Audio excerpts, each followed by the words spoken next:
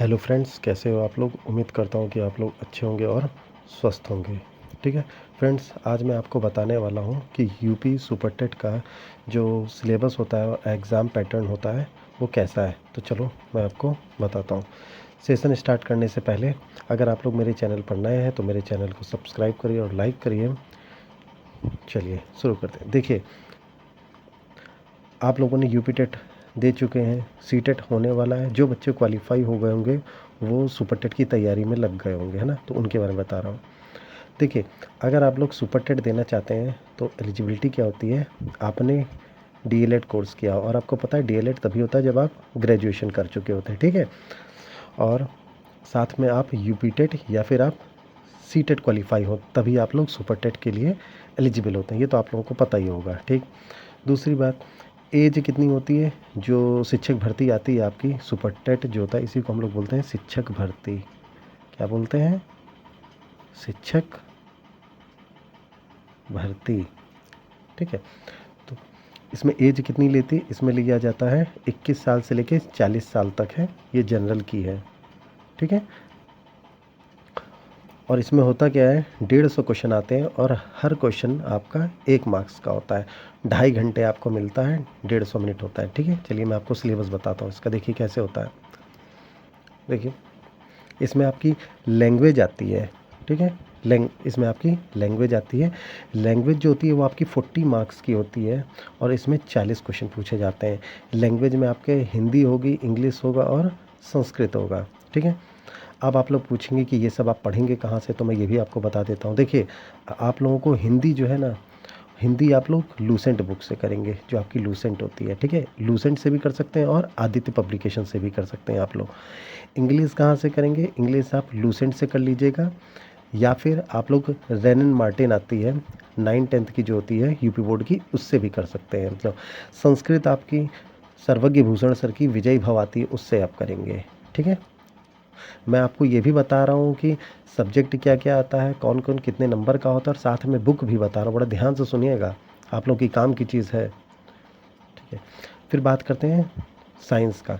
जो आपका साइंस होता है वो 10 मार्क्स की आती है, ठीक है। और ये आप कहाँ से तैयार करेंगे, ये आप करेंगे जो आपकी लूसेंट की जनरल साइंस की बुक आती है, आप उससे करेंगे। और आप साथ में SCERT की जो बुक होती है वो भी करेंगे, 3 से लेके 8th तक, ठीक है। 8th क्लास तक मतलब। फिर GK GS की बात कर रहे हैं। GK GS कहाँ से करेंगे, GK GS 30 मार्क्स का होता है। और इसके लिए आप लोग क्या करेंगे, आप लोग घटना चक्र पढ़ेंगे, घटना चक्र के लिए लेंगे, ठीक है। और एक और बुक आती है उत्तर प्रदेश स्पेशल करके, उसके लिए आप लोग परीक्षावाड़ी ले लेंगे, ठीक है। शायद परीक्षावाड़ी ही नाम है, जो उत्तर प्रदेश स्पेशल के लिए होती है ना, ठीक है। फिर हम बात करते हैं मैथ्स की। अब हम लोग बात कर रहे हैं, अब बात कर रहे हैं हम लोग मैथ्स की। मैथ के लिए आप क्या करेंगे, देखिए मैथ जो है आपकी 20 नंबर की आती है। ये भी बहुत बच्चों को इससे डर भी लगता होगा, है ना।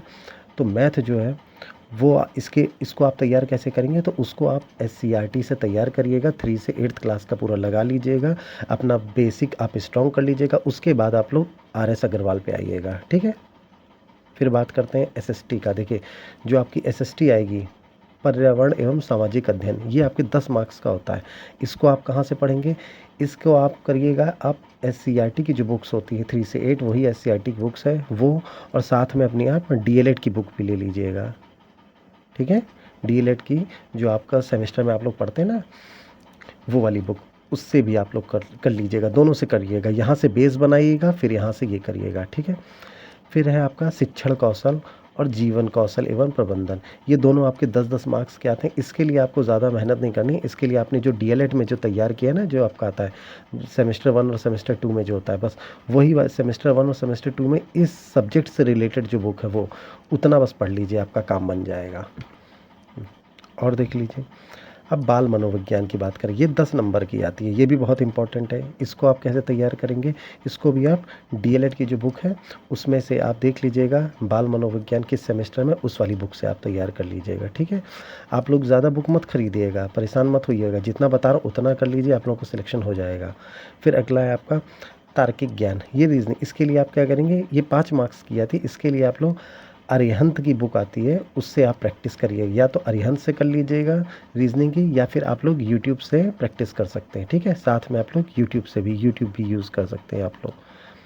अब सूचना तकनीकी, ये 5 मार्क्स का ये भी आता है। इसके लिए आप लोग क्या करेंगे, इसके लिए आप लोग अरिहंत की बुक का यूज़ कर लीजिएगा, ठीक है। अगर आप इतना कर लेंगे तो आपका सिलेक्शन हो जाएगा, ठीक है। देख लीजिए आपका सारा कितने का है, देखिए फिर से बता देता हूँ। लैंग्वेज आपकी 40 मार्क्स की हो गई है, साइंस आपका 10 मार्क्स का हो गया है, जीके जीएस 30 मार्क्स का हो गया आपका 40 और 10 50, 50 और 30 80। फिर मैथ आपका 20 नंबर का 100 हो गया। फिर आपका एसएसटी जो है वो 10 नंबर का हो गया है 110। और फिर शिक्षण कौशल 120, 130, 140 और ये 150 पूरा, ठीक है। ऐसे आपका आता है। आप लोग अभी से तैयारी में लग जाइए। इसमें आप लोगों को लेश मात्र का भी संदेह नहीं होना चाहिए। आपको तैयारी अभी से करनी है, तभी आपका सिलेक्शन होगा, नहीं तो आप जान लीजिए आप बहुत दूर हो जाएंगे सिलेक्शन से, ठीक है। चलिए ठीक है। अगर